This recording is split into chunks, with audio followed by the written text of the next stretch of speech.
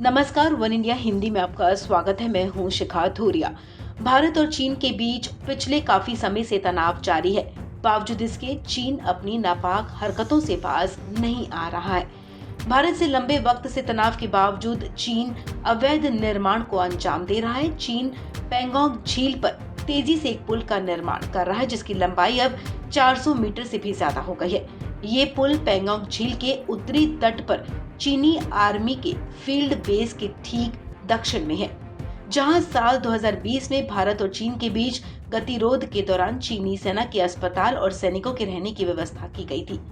16 जनवरी की सैटेलाइट तस्वीरों से अब ये संकेत मिले हैं कि यहाँ पर चीन के श्रमिक तेज गति से पुल का निर्माण कार्य पूरा करने में जुटे हुए हैं। चीनी श्रमिक पुल के खंभों को एक भारी क्रेन की मदद से कंक्रीट स्लैब से जोड़ने का काम कर रहे हैं, जिस पर डामर बिछाया गया है।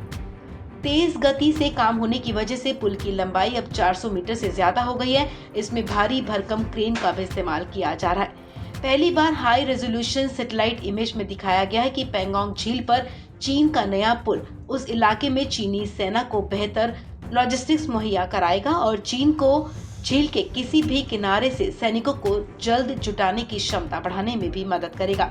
इसके साथ ही नॉर्थ बैंक के सैनिकों को अब रुतोग में अपने बेस तक पहुंचने के लिए पैंगोंग झील के आसपास करीब 200 किलोमीटर सफर करने की जरूरत नहीं होगी। ये सफर अब करीब 150 किलोमीटर तक कम हो जाएगा। पैंगोंग झील पर पुल निर्माण की तेजी को देखते हुए ये कहा जा सकता है कि पुल अगले कुछ ही महीनों में बनकर तैयार हो सकता है। हालांकि इस इलाके में चीन के मुख्य सैन्य हब रुतोग तक सड़क से पहुंच सुनिश्चित करने में अभी भी वक्त लगेगा।